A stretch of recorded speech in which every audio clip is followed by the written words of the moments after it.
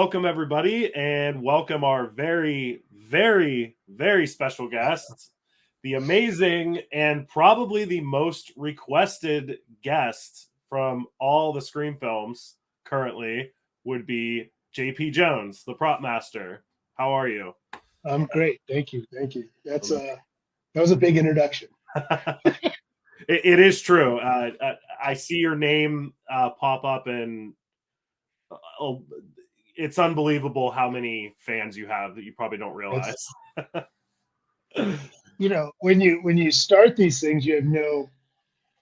I'll get into a little bit more of that later, but like you have no idea the impact it's going to have. Right. So you go into it doing your best job you can do, and it's a collaborative and all of that. So you just do it, and you have no idea that I mean, we started this in 96, 95 probably, and so here we are. It's good to Yeah, be here. it's crazy. So all right, why don't you tell us a little bit about how you got into the industry and specifically props? So I, I hope everybody's story is unique. I mean, some people have family that are in the industry and they've come through that. I, in 85, so it's pre-internet, all of that. You would look in the LA Times or whatever your local newspaper is in the job section, and I came across an ad that said "Labor Wanted, 310-202-3338," and my career, because of the career I have, I remember that phone number. It changed my life. I got a job I hadn't had a job yet. I went for a job interview at Laird Studios, which has been Culver Studios after that, and now I believe is Amazon. Um, and I walked onto the lot. I had what we call a drive on that gets you onto a lot. And they're like, "Mr. Jones," and you're like, "This is so weird." Um, and they gave me a drive on and told me where to go. And as I'm walking through the studio, they're filming Three Amigos. Uh, Three Amigos. And as I'm walking down, it's like if we were to set a scene of a backlot on a studio to film. Like there's horses crossing me, saloon girls, cowboys, scenery goes rolling by. I mean, it's complete, and it's literally a setup for a movie. It's like Yet, the end of Pee Wee's Big Adventure when he's on exactly. his Yes, lawn. Yeah. I I swear. And as I walk through, I end up at this. It's a big, huge building, and they rent scenery for movies. And so I got a job there as a laborer. I had carpentry experience from being younger from an internship I had. And when scenery would come back in on my lunch break, I would fix it. And finally, somebody was asking me, "How do you know how to do this?" I was like, "Well, I have carpentry experience." They're like, "Well, you should go be a set builder." And I go to be a set builder. And from set builder, just being handy on set, just always trying to just get into everybody's business, find out what everybody's doing, understanding what was going to happen next and getting a jump on it. Art directors started saying, "You know what, you need to be on set." And I started being on set. And then the producer started saying, "Hey, we have a reshoot coming up. Can you redo what we filmed 2 weeks ago?" And I'm like, "Yeah, I can redo that." So now that from there it just kept building, and I started learning more and more about what to expect on set. I had no idea about the filmmaking portion of it, and it wasn't until I met Wes and was in 2 to 3 movies with him that I actually grasped it. I did this for years as what we would call an art dog. I would help paint sets. I would help build sets. I would do minor special effects, hot water, fire, little things, wind. And one time I got a phone call. Um, how they got my phone number, I'll never know. And it was from Fox for Forrest Whitaker. He was directing Waiting to Exhale. Okay. And I don't know how I got the job. I don't have the resume. I didn't have the experience, none of that. But that movie got me in the union.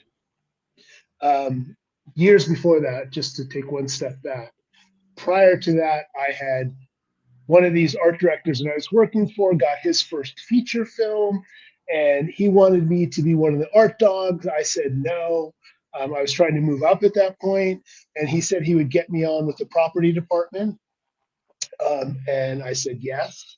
That was a prop master named Will Blount, and Will was doing People Under the Stairs. Okay. So prior to meeting Wes again and becoming the prop master on Scream, I had been what they called an on-set dresser. No, I'd been the third prop on People Under the Stairs. And once again, I was on an unfamiliar territory, a full-fledged feature film. And I didn't know what my position was, so I was in everybody's business, helping everybody. It was just what I was used to doing in the Right. non-union world. You know, you have to wear more than one hat. In the union world, you wear one, and you better do it well. Anyway, so I kind of stood out because I was in. I was willing to do anything, whether I stepped on people's toes or not. And so when I got the call for Scream, Wes remembered me, and he just remembered this. I don't think he remembered a talent. I think he just saw somebody who was a go getter, who was just Right. willing to like get things done. And I do remember our first meeting, um, and walking out with a yes. I got the job, and it still hadn't sunk in that like this was going to be a career. Hmm. Um, I had done so many different things. I even kind of went towards production design, and found out that with because I'm a high school dropout. Let's go back again. Uh, there was a lot of education that I didn't Hmm. have, and some of it had to do with schmoozing. You know, just not knowing the lingo and or having the art skills to be able to sketch and draft. From just from my head. Um, and I was told that there was a limit I was going to be as a production designer, but that there would be no limit as me being an on-set person, whatever it was. And so I became a prop master, and it was somewhat of it was pushed on me, and some of it just was natural. I could Right. just read a script, do a breakdown, understand, um, what if there was a difficulty, the difficulties would be. Mostly, that they deal with physics. Like, no, I can't do that. It goes against the laws of physics. Obviously, when Scream 1, the original script was called Scary Movie at Correct. the time. So I'm assuming that's the script that you got was titled Yes, Scary Movie. it Okay. was, And and it stayed Scary Movie for a little while. The chairbacks, the original chairbacks for the movie, said on them Scary Movie okay. throughout production. We never changed them. Right. And so do you remember reading the script for the first time? I do remember reading the script. I remember honestly not getting it. Hmm. Like not getting like first of all, that our lead, knowing that they were going to get a named person for Drew's character, Hmm. like that person died right away. I was like, ooh. I thought that person would be the movie, Right. and then like not getting some of the humor, Hmm. just like it didn't read as well on paper. And this is my opinion. I think that was for a lot of people. I think Wes read it, knew what he was going to do, and stood by it wholeheartedly. And I think the studio, I know for a fact, the studio who had a good script that a lot of people liked, Wes loved it and was devoted to it, and they were going to make it. But I even think that till halfway through making the movie, the studio wasn't backing it. Right. So, I didn't get it. And again, I will say in the conversations I had, real quick, you know, having read the script, Kevin and I had crossed paths years and years before that. And Kevin was an assistant to a director, Paris Barkley, we did a lot of music videos and TV, and so I'd actually known the writer of this script prior in a completely different way. And so was it going to be a trilogy? Because like nobody was 100% on board at first anyway. So the idea that somebody was thinking that it was going to be a trilogy, always to me, I'm not going to, I wasn't in the room, but like we didn't make it that way. Right. So I do remember getting the script. I remember reading it. I remember doing my breakdown, getting to do my first show and tell. Show and tell is the process where we eliminate props. I bring out whole big tables full of stuff, and the director and I get to discuss what we would use. The knife being the number one prop of the movie, and I probably laid out 30 knives. I will say that I kind of knew it was going to be the buck knife. I mean, I had pushed for that. I had that front and center, and the rest of the knives, and they went from every kind of military to through kitchen knives and everything. There was no true description, if I remember. Yeah, I believe the script just said a knife. It was very so vague. So do you remember why you chose the buck knife kind of in your mind as? I know for me, it was the knife I was most familiar with. Like I grew up on a ranch. I hunted. It was the knife that the ranchers around had. Everybody, a buck knife. A buck knife was like, it was something accessible that you could buy at a store. It had a great, I mean, look, the blade is beautiful. Yeah. It's just a beautiful knife. And through years and years of, R&D, they got it perfect. It is a perfect knife. All the different details that if you're into blades, the buck knife, falls into that. And I liked it. So, it was the knife that I was like, and what about this one? And okay, let's go back to that one. And we picked that knife, and it was perfect. It was perfect. Perfect. And it had enough shine on it that, you could get some reflections. It had enough graining on it that they would never be too mirror clear. It was the right length. I mean, if it goes in all the way, it's a fatal knife. I fell in love with it, and Wes did right away. And luckily, when you get home runs right off the bat, it kind of helps because it helps build the relationship between you and the director that you're on the same page. Right. So you want home runs quickly when you do the whole show and tell process. Therefore, down the road when it says a simple prop, I can't even think of something off the top of my head, but you bring that out, they don't look twice at it. You've already set up a communication that you are reading between the lines. Yeah, we'll get into the mask in a minute. Okay. as far as the knife goes, since you brought it up, I know different variations of how they were made and different versions for each movie. Right.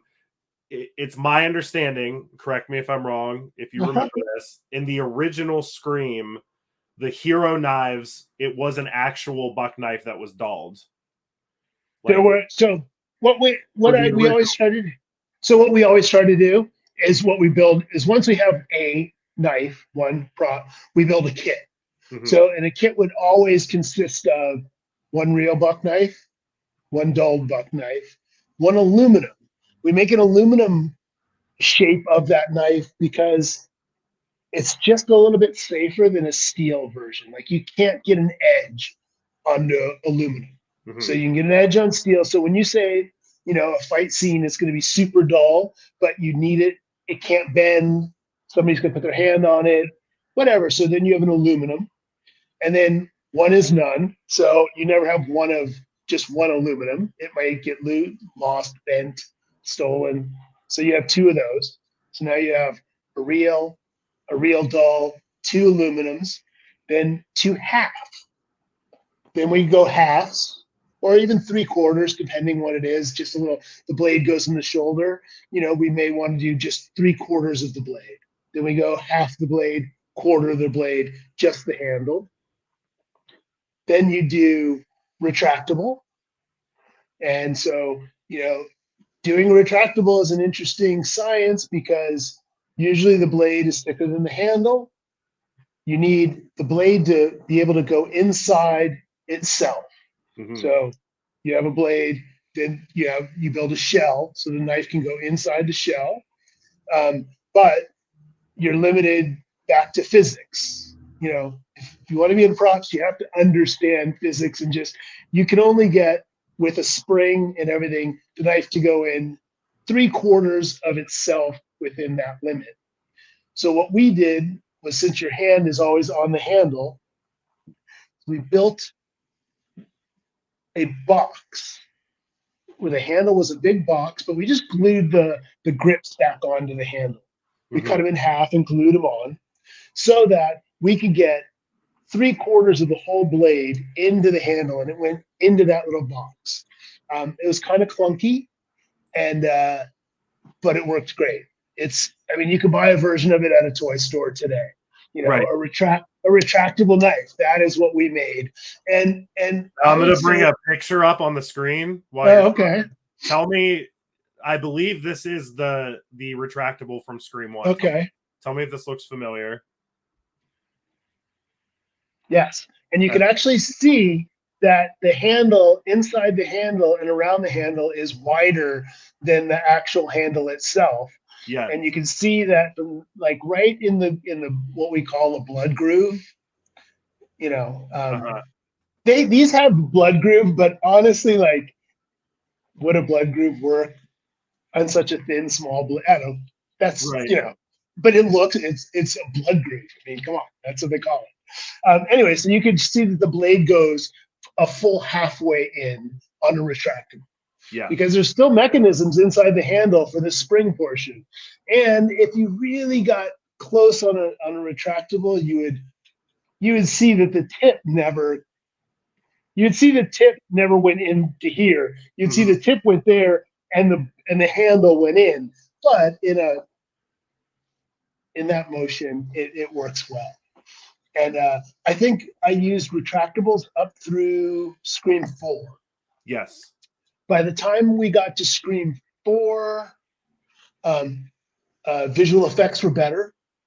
There were no visual effects technically in Scream 1, I believe. Maybe some big stuff they added, nothing small. But the problem with the retractable knife is if it's used incorrectly, and we did have a couple. I'm not saying somebody would have gotten injured, but definitely like some bruising. If the blade, when it's going in, binds at all, then it's a knife. It's back to being a knife. So by the time we got to Scream 4, we had, is that Scream 4 or Scream? That's still the one from the first one. Yeah. So, sometimes, like, especially that middle picture, it bound at about like that a few different times. And I know we got a couple people like, just, ow, that was, ooh, okay, let's shake that one off. So in today's world and back then, by Scream 4, we kind of just started using blunt knives, and they would add the tip when needed. Scream 2's knife was way clunkier because I wanted the back part was even square and more blunt. Like, I made it much bigger so that we had more purchase. That's Scream 4, yeah. Yeah, we call it we may have used a retractable, but again, I was reluctant to use retractables by then, just because I've seen, we did a retractable umbrella on Scream 1. Yes. For when Skeet came through out of the closet.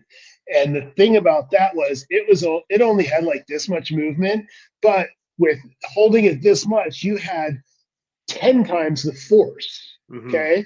So I didn't even know he had a pacemaker at that point in time. And, Nev hit him in the chest and he went down. He went down pretty hard. We nailed him pretty hard. That was about when I started like not really relying too much on retractables, but we did use a separate retractable for the umbrella. and this is an aluminum. Let me get it just right. Yeah, It's there you go. aluminum, and he can't remember if it's from the first or second movie. That's Wes's signature. Yep. And I can't get closer to that photo back there, but that's signed by him on Scream 4. So that's it. An aluminum one again. What can you just tell everybody again what the aluminum ones would have been used for? The aluminum for two reasons. First reason is it's safer than a steel blade, and there's some, we're talking fractions of an inch, fractions when we talk about skin. But as far as we would hit vests and all that, it's just a little bit safer than a steel blade. Mm-hmm. And then the second is there were times where we really wanted a reflection. Yeah. And you just couldn't polish steel shiny enough. So we would use aluminum. And in that case, there were a few times I remember having them polished near mirror finish. So the Scream mask, one of the funny things is when I started, that responsibility had already been handed over to K&B. Mm-hmm. And so I'm like, well, what are we doing with the mask? What do we want? They're like, don't worry about it. It's handled by K&B. We've been developing it for some time. Mm-hmm. And so it was weeks into production and I still hadn't seen anything. That's one of the K&B masks there. That's a K&B mask, and I can explain. So perfect. So the story is that K&B had done some sketches and they had started doing some prototyping. I believe I've seen some photos of them, and the stuff I saw was loosely based on the Scream design.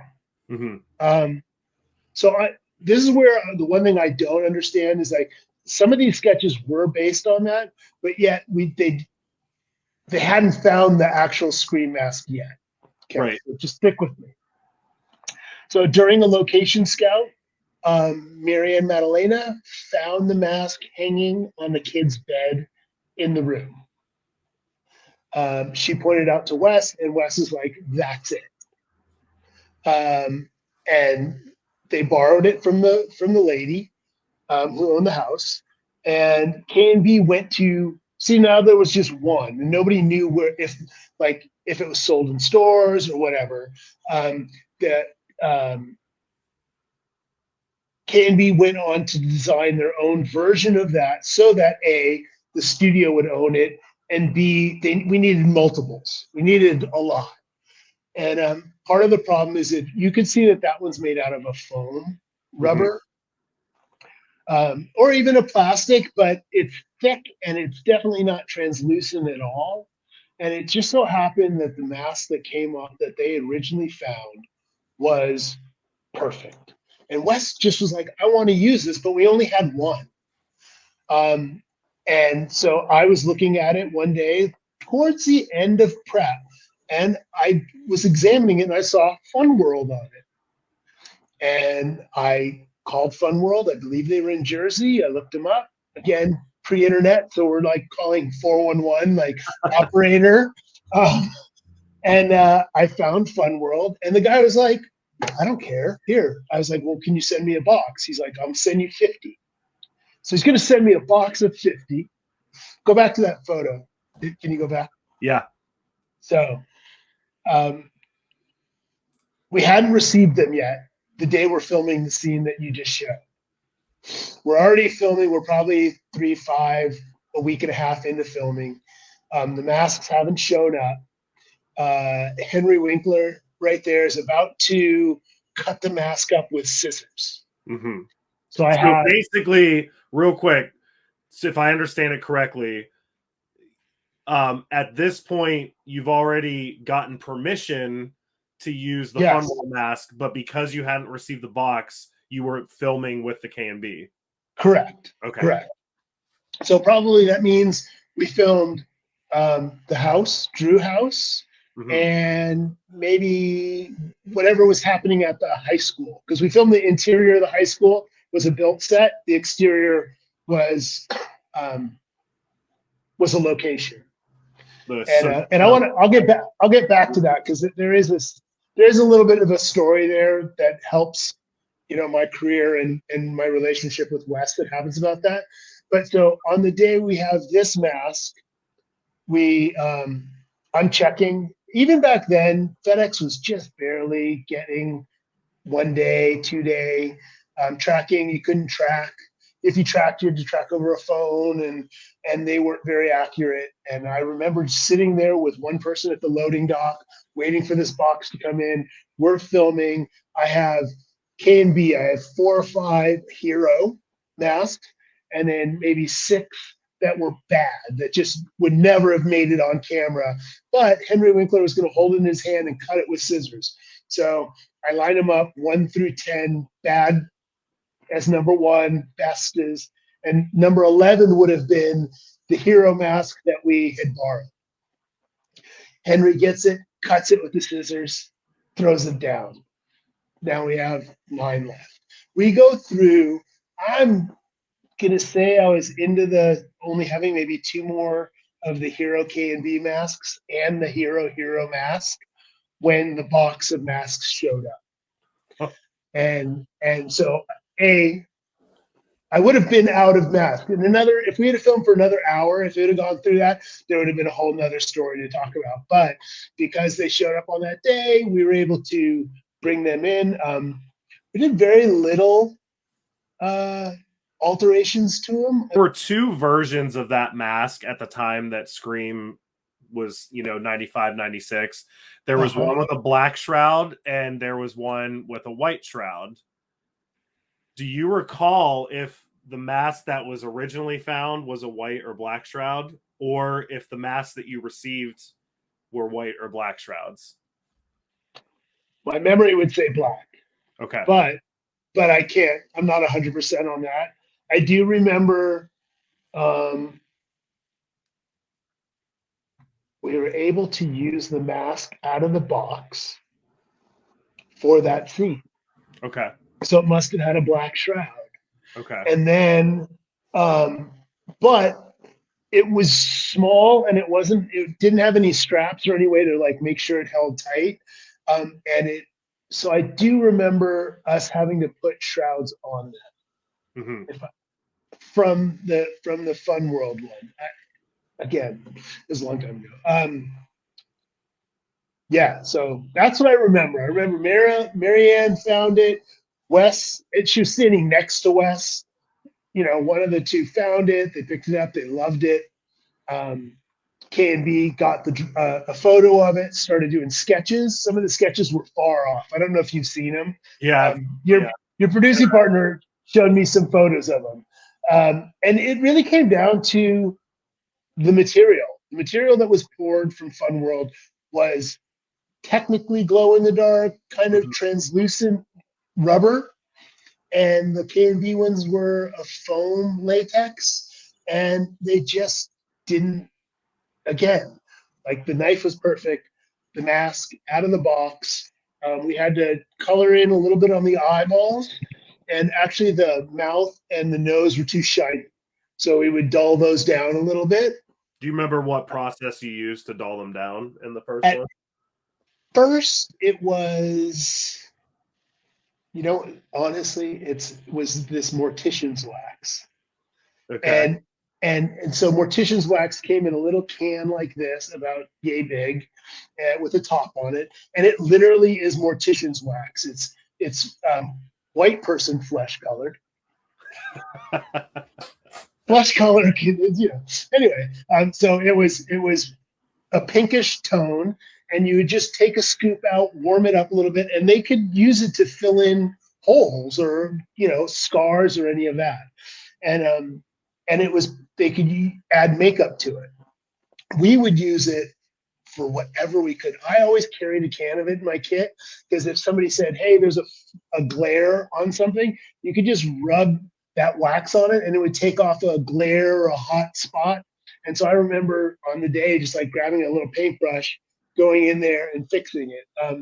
There was some there's these super dark black film tape. It's like masking tape, but it's dark black. And there were some times where we really wanted, like, for lighting reasons, it to just go to nothing. Mm-hmm. And so I remember cutting the tape in the shape of it and putting it in there a couple times. Wow. And then by 2, maybe at least by 3, when we would get 20 masks, we'd line them up and have the scenic painter go in there and paint them out. I gave away, I don't know. This is to show you that what I said about the trilogy and Scream 2. If Scream 2 was a conversation during the movie, I wouldn't have given away 2/3 of the masks. Because once they got a little dirty, you couldn't clean them. Mm-hmm. The material wouldn't let you clean them, and for some reason, you get makeup on it, you get blood on it, you couldn't use them again. And whoever was there, I'd just be like, I'd just throw it to them. And I would even, like, not just that, I would go get Wes to sign it. I bet I had Wes sign 50, 60 masks and gave them away. And people, and by 2, 3, people were buying them and bringing them to me. And, hey, would you get Wes crew members, like, would you get Wes to sign this? And I'd be like, hey, Wes, sign this. He had no problem doing it. I believe also in 3, there's a few shots, correct me if I'm wrong, where it looks like there's, like, black felt on the mouth. That was probably the tape, but it could have been felt. Okay. I would not. I think we tried multiple different ways, and Peter Deming, the DP, who is on most of 1, 2, 3, and 4, would ask. He would, like, know what he wanted. He'd be like, hey, can I have the tape one? Can I have the, slightly one? Oh, hey, let's get a shiny one in on this one. We don't mind the reflection. So it did jump around, whether you go frame by frame and see all of them. But, your eye you've already pointed out a few different versions that I'm aware of. Okay. Because the way the movie is set up, when we did Scream 1 in the house, there wasn't at that moment a Scream stunt person. Right. Or Scream. No, because what's his name? Who's the other stunt guy? Dane Farwell. Dane. So Dane is Ghostface. For all, he's the main Ghostface who chased, was in background scenes, did a lot of the killings. Brian was his stunt double. Mm-hmm. But Dane wasn't established in Scream 1. So there was times when we were at the house and Wes would be like, hey, I want the Ghostface, I want a shadow or a Ghostface to run by the window. That would be me. Because I had the mask and the knives and that wardrobe took care of the costume, but I always had a version. Whatever we were using, I had a whole set of my own. And so whenever so Scream 1, I got to be Ghostface, I don't know, probably in the movie 4 or 5 different times as Ghostface. When they're up in the attic and the hand's going through, trying to get the knife is just going through the door. That's me. A couple run-bys at the back of the house. I think I stood by Billy when he was on the chair. I think, if I remember, I'd have to go back and look, but I'm pretty proud of those moments. Right. Like, okay, not everybody knew the script. A lot of the crew members had no idea what we were filming by design, and nobody at the beginning knew who the killer was. Okay. So it would have been hard. You had to go through the whole script and go, this character is in this room at this time, and this one's at this room. Try to do all the math, which is what we have to do anyway, to figure out, whose size and body structure could be in the suit so that we could give it away that maybe it was a girl, maybe it was a boy. Even though Dane became the standard, he's probably 6'3". Mm-hmm. So I mean, there are some times where you're like, he's Ghostface. We'll just let him run through the scene, do his thing. But he was always much bigger than most of the cast members were. Anyway, It wasn't decided during pre-production, like, okay, we'll always have a stunt guy here. Anytime we use Ghostface, it will be a stunt guy. Prior to the house, it was, if they thought it was a stunt, they were going to bring in a stunt guy, but they didn't have an actor as Ghostface because it kind of would have given it away. Like we didn't want crew members, we didn't want anybody to know who the killer was. So when Scream, so now let's go to Scream 2, as in regards to the script secrecy. How much different was at a much different level immediately with Scream 2? Drastic. The script came out on this paper that's it was white paper, but it had a strip down the middle that was burgundy and black typing. And I think it was burgundy, like maybe speckles. But in order to, you couldn't highlight, and you could barely read it. Like in order to read it, you got a headache. It was very hard to read. And that paper had been invented by William Morris, I believe.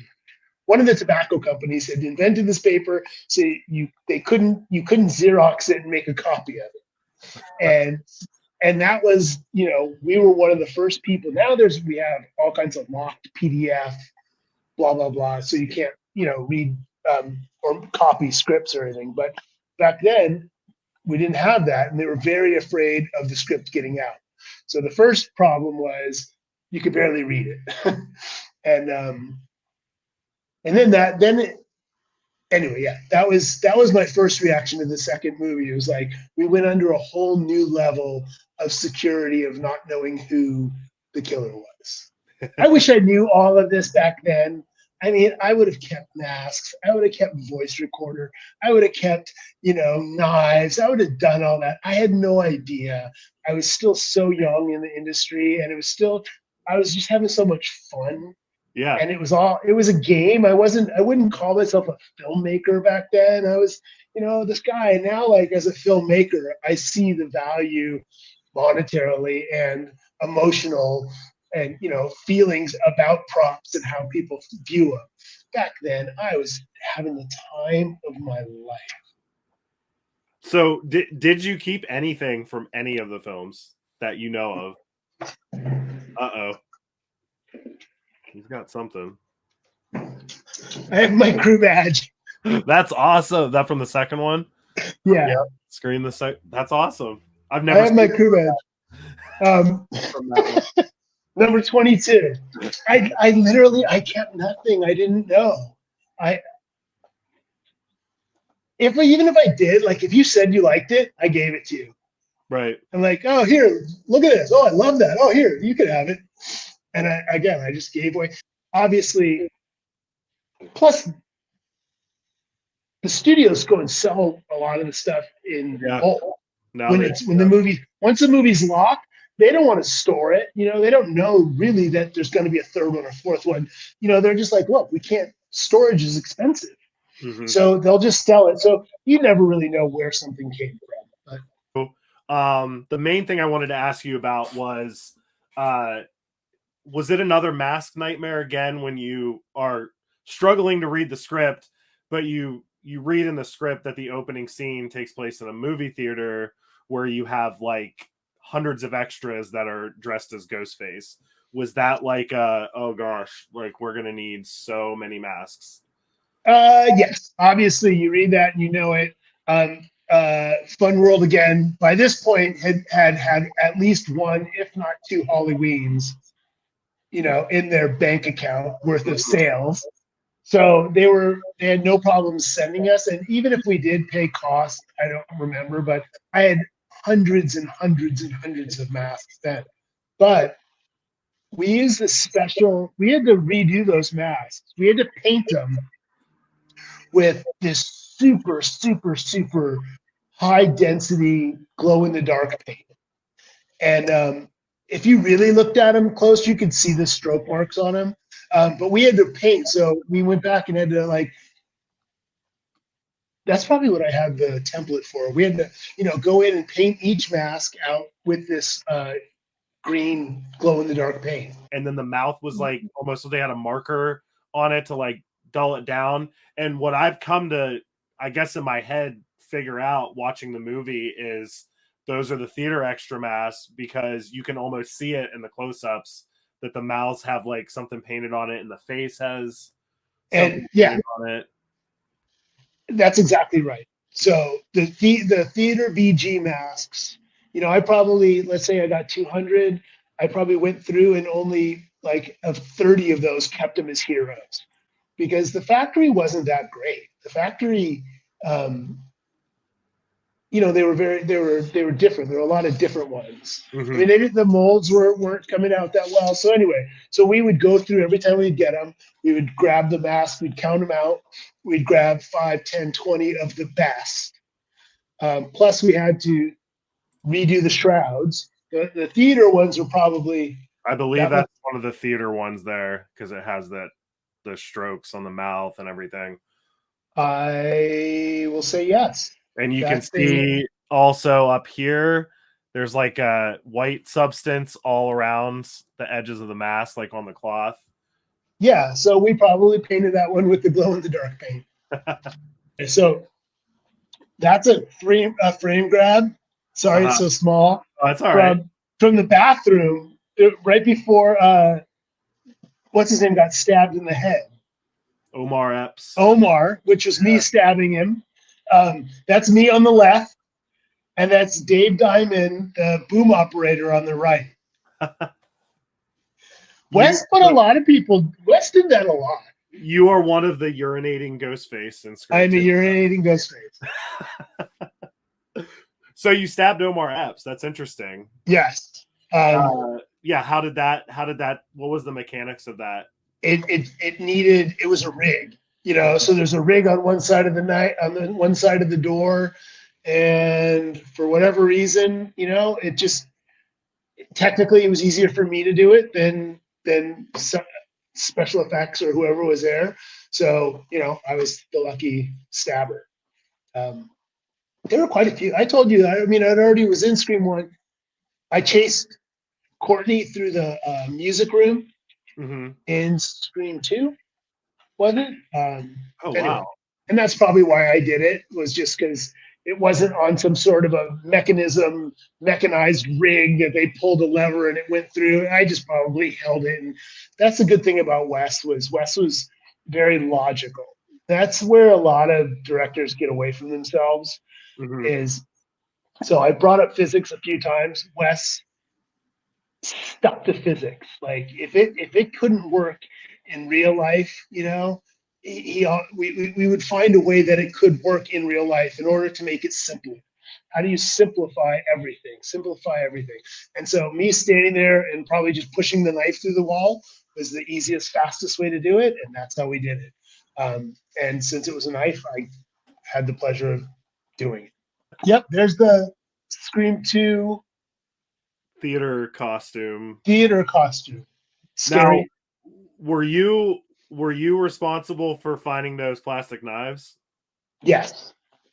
And I probably found the version of Amazon today and just bought them. That probably wasn't those are the type of things, like, there wasn't a lot of thought into that at all. Right. Other than the packaging. The packaging, it took a lot of back and forth, as seen in the movie. That's fantastic. Yeah. See, I would have saved one of those whole costume bags if I'd have known. Yeah. And there's, the one in Scream 1 says Father Death on it, and it was yeah, that one. The voice changer. So the voice changer from Scream 1 was always thought to have just been built for the movie, but you told me that it was absolutely a working box that you found somewhere. Well, you could buy it at a costume store. It was a voice changer, but it changed only in, I think there was maybe 1 or 2 different voices that you could change on it. And you press the button and you talked into it. If you have a mask in your head, it won't fit in the mask. Right. Just so you know, like the mask chin comes out, and that thing was the size of a cigarette box. So if you ever see it, they like do here's the voice changer, because it wouldn't have fit in the mask anyway. But it was a real voice changer, and I was able to purchase that. That was a kind of a no-brainer. There was no effects going into it at that time.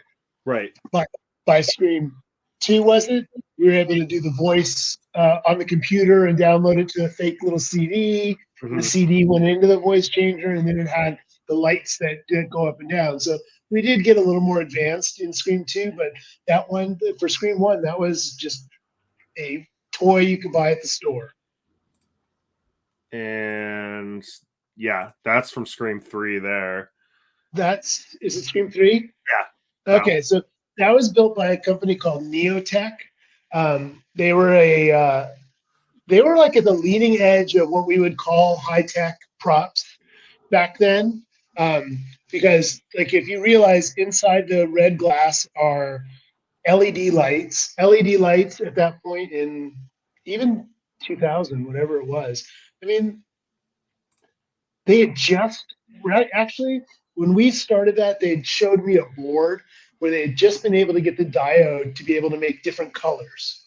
Mm-hmm. There you go. And so that was high tech back then. You know, it had a hearing aid, a watch battery in it. The LEDs moved up and down. Now they didn't move up and down to your voice. I really just had them so they fluctuated. You press a button, and if you press the button, it would do the same thing. But again, it's a hand prop, and I mean it's milled aluminum. You know, pressurized switches. That's a good prop. Yeah. You should have kept that one. I should have kept that one. But again, there may have only been 3 of them, and they might do reshoots. So again, right. You know, so that was cutting edge. You have to think like for years. Actually, I know we're talking about Scream 1 through 4, but for Scream 5, I was pretty. I was always wondering, like, how, as technology gets further and further along, how do you do a Scream movie? How do you do a Scream movie if every single person has a cell phone? If we have glasses now with cameras on. We have everything you could do to disrupt a script, to make somebody in the room go, well, what if one person has a cell phone? Shit. So I thought they did a great job with that story point in Scream 5. Yeah, for sure. With Scream 4, we had the eyeglass camera. Mm-hmm. Again, we were one couple years away from something really coming out that was better and made in mass production. So we've always kind of got lucky enough to be on the front edge of technology that allowed the movie to be made. Because with Apple Watches today, I mean, if every single person on a campus is wired, it gets tougher and tougher. Yeah. Camera in Scream. Yeah, that was Scream 4 when they were having a party in the barn. Yep. The camera that Gale set, those were Wi-Fi. That was the first Wi-Fi. I was out offset with the computer being able to live stream that deal. And again, that cutting edge. Nowadays, add door cameras to a neighborhood and try to have a murderer running around, with a knife and a big mask and a white face. I mean, it gets harder and harder as the technology gets better. It had to do with Wes. Wes, part of the whole story here, in the end, for me, always comes down to my relationship with Wes. Mm-hmm. And it wasn't that young. I was 30, but I was a young prop master. From my childhood, there's no other real way to say it. I'm a liar. I was just like red-handed, stuff on your face. No, that wasn't me. That was just my first go-to. So when we were filming Scream 1, we filmed the interior of the school first, and Nev had to put a backpack in her locker. Mm-hmm. And then, the next day we went and we filmed the exterior. Well, I realized that her backpack is at the school, which is about a half-hour drive away, and we're about to film the scene, and I really don't have another choice. I have another backpack that's the same color, but if you paid too much attention to it, you would know that it wasn't the right one. And I had to go to Wes, and I was like, Wes, look, I made a mistake. The backpack's, a half hour this way, half hour, it's an hour away. If you put the backpack on Nev's right side on this camera angle, we won't notice it. We get to the top. He goes, will it be fixed by the time we turn around and do the reverse? And I was like, yes, it will be. I will have the backpack here. Someone's already on their way. And at that moment didn't seem like that big of a deal to me until Wes brought it back up months later and was like, you know, the honesty of being able to like confront a mistake you made, bring it up to your boss, be ready to take the consequences, and you know, and fix the problem, going there with a solution. That process right there, especially when he brought it back up in front of people saying like this is what he remembered, you know, like he'd remembered for months that I know it sounds so silly, but like I was honest. And I fixed the problem and came to him. And that kind of carried with me for the rest of my career. You know, understanding that bad news does not get better with time. You're gonna make mistakes. You know, if you when you come to them, have a solution to your mistake. You know, don't just come and drop something on them that you have no way of fixing. I mean, I've had to do it and I didn't have another choice, and those were bad moments. But to just that started the relationship, although we had worked on people on the stairs anyway, and it was a big deal to me. So you know, Wes and I, he's the best. I mean, he's funny. He's funny, and he's smarter than anybody in the room. There's no doubt. He had read more books. He had studied more. He had more, you know, hobbies. He had more hobbies than any other person you met, and he was really good at them. Where he knew everything. So on Scream 1, it had been my first horror film as a prop master. And I knew there was going to be a lot of blood. So I came up with this idea. I would build this kit, little handle on it. It would have 2 quarts of blood. It would have 2 half-quart squirt bottles. It would have 2 misters, you know, to maybe make it run. It had syringes, 10, 20, 30, 50, 100 millimeter syringes with clear tubing so I could pump it.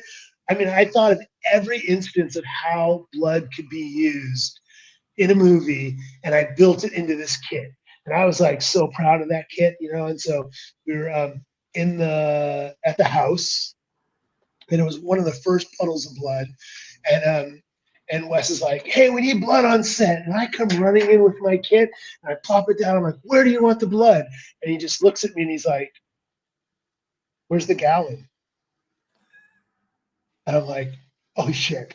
I run, I get this gallon of blood, I bring it up, and he just goes like this, undoes it. And as he's pouring it, I was going to make a neat little art project for him, you know? And as I'm talking to him, he's looking right at me in the eye going glug, glug, glug, glug, glug. And like on the 4th or 5th glug, he's like, "Don't come to the set without a gallon of blood." Boom, boom. I mean, he probably poured out a half gallon, 3/4 of a gallon of blood to make a puddle that I was really willing to like, thought like this was going to get away with it. So that's my favorite West story. You know this story, but you know about the phone in Scream 1. Yes. So Drew's on a wireless phone, and while she's on the wireless phone, I have a box. It fits in a suitcase, and it's got a house phone line, a office phone line. It has a door buzzer on it. It has all these different little deals in order for us to like run a phone, do an off-camera doorbell. It's cute. There's a power surge and it blows up my box. I only have one. And so now I don't have a way for the phone to communicate. So it just so happens that at the house, there's 2 phone lines with 2 different phone numbers. So I'm able to go into the house, give Wes or Roger one phone, and then give our actor Drew another phone. So this is working great. They call each other, they hang up, call each other, hang up. Excuse me. And then a little while later, Drew's supposed to pick up the phone and dial 911. but she's not supposed to have anybody on the other line. And Roger's off having sandwiches and catering. And so she picks up the deal. She calls 911, hangs up real quick. Does that like 3 or 4 times. Fourth time, the phone rings before she can get to it. And we're like, how's the phone ringing? Again, we're just thinking like, it's 2 a.m. No one's calling the house. I pick up the phone, I hang it up, I put it back down. Okay, we're ready to go. She goes, she calls 911, she picks it up, and you hear this officer yell, "Do not hang up the phone." I had forgot to unplug the phone. So during the whole scene, we're calling 911 during the take of during for real. Anyway, so that was a funny moment. Oh my gosh. So what again, after that scene, it so happens that I was able to find this little box. It's only like this big. And you plug 2 phone lines into it, you plug it in the wall, and there's no delay, there's no nothing, it's perfect. So house phones, even if you use a cordless phone, all of that, there's never a problem. The only time there's a problem with phones is when you try to film 2 things at the same time using a cell phone. So you and I have no idea that there is a minute millisecond delay that's happening. I think it's going to the satellite, coming back down, then bouncing off a couple satellite dishes before it gets to us. That happens so quickly, hundredths of a second. But if you see my mouth moving and you see the phone in my hand and you hear me and the other person talking, then it becomes a problem. And so that's a problem. There were times where we had 2 people in a house and you'd be like, okay, we're going to film both of them at the same time. So we don't have to like film one and then go over to that. We could do them simultaneously. And there's always a little bit of a delay. And that's all, now in the edit, there's no delay. Mm-hmm. Because you're going to use this piece of film for that and this piece of film for that. And the editor gets to cut it together and it'll work.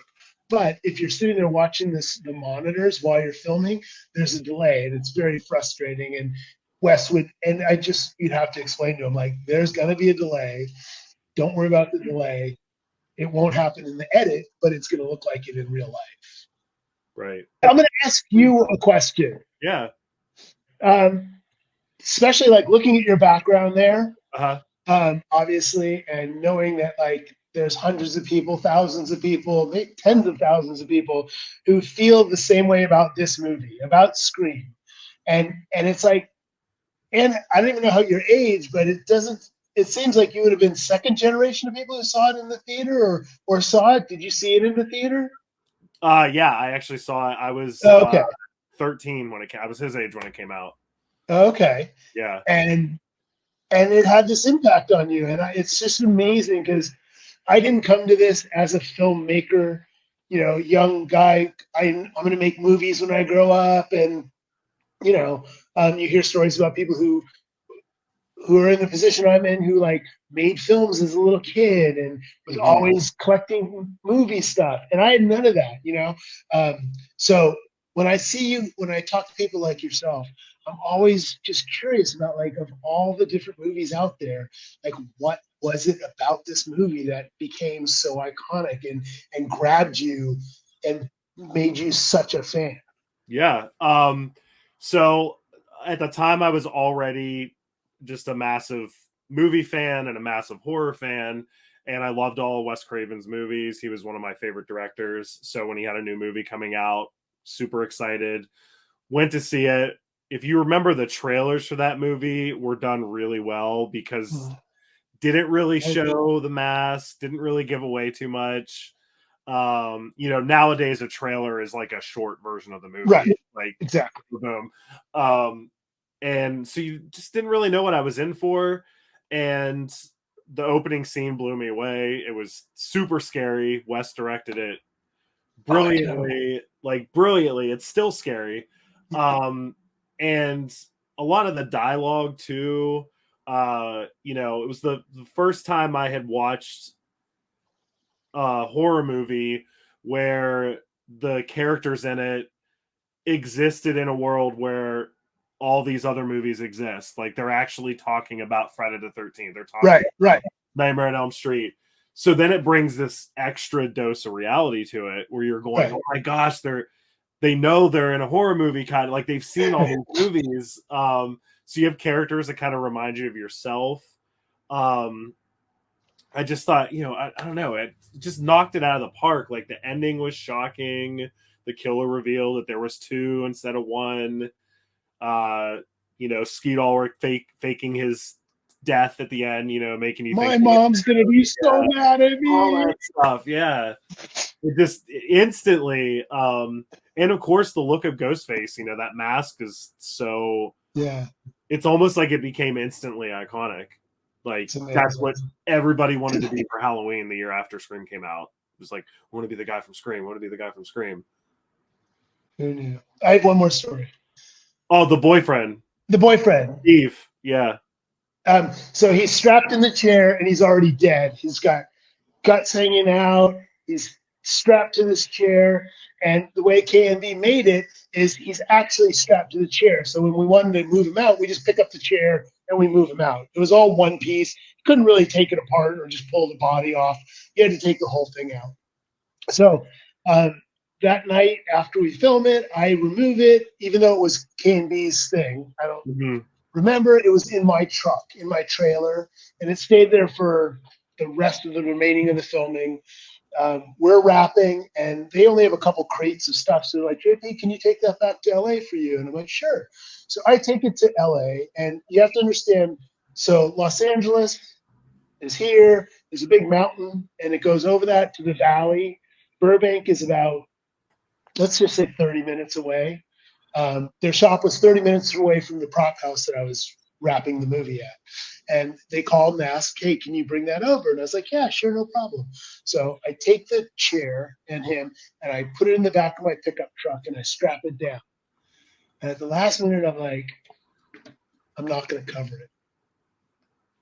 So I drive for 30 minutes from LA to Burbank with a emboweled, guts hanging out, bloodied teenage boy in a Letterman's jacket strapped to a chair. If you watch the movie and you go back and look how real it looked, I mean, I drive all the way there and nobody stopped me, no cops stopped me, nobody honked at me, nothing. I just can imagine the people who are driving behind me are like freaking out that there's this dead guy in my car. But nothing ever happened to it. I made it all the way there and took it out. So. Oh man, that's hilarious. And people definitely saw it. For sure. There's no way not to.